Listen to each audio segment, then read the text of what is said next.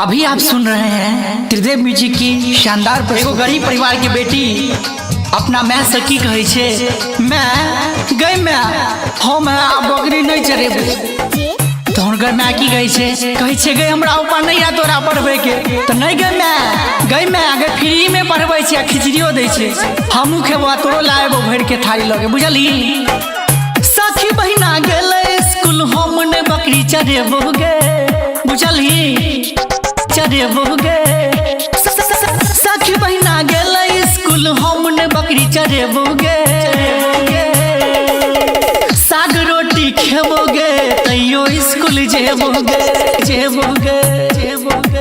साग रोटी खेबो गे तैयो पढ़ो जेबो गे पढ़बो लिखबो बनबो नवाब बुझलही पढ़बो लिखबो बनबो नवाब खेलबो धूपबो हेबो खराब गे में सब काम करबो पाइन तर भरबो ज्यादा जो हमरा स्कूल कहियो नहीं लड़बो बुझलही फाटल कपड़ा रहते तैयो हंस चमकेबो गे चमकेबो गे फाटल कपड़ा रहते तैयो हंस चमकेबो गे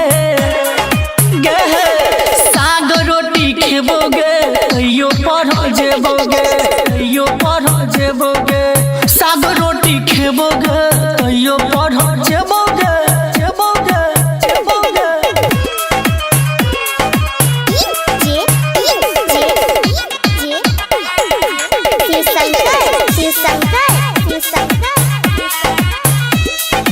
भेटे छे खिचड़ी स्कूल के भीतरी ठीक छे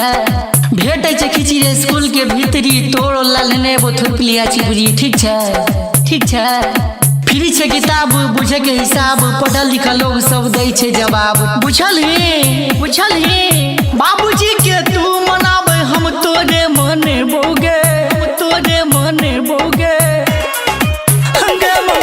साग रोटी खेबोगे रोज स्कूल जेबोगे साग रोटी खेबोगे रोजो पढ़ जेबोगे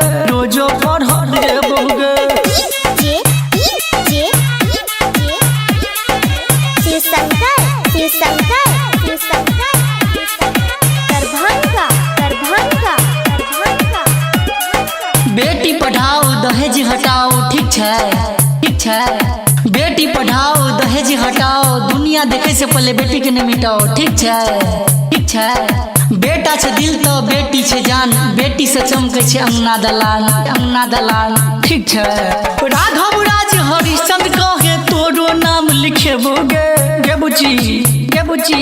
शिव शंकर हरिश्चंद्र कहे तोरो नाम लिखेबो गे आँख हमर तू खुला गे बुचिया तोरा पढ़ेबो गे हम पढ़बो साग रोटी खेबो गे तैयो स्कूल जेबो गे कतबो मार मरबे गे हम नहीं बकरी चढ़ेबो गे में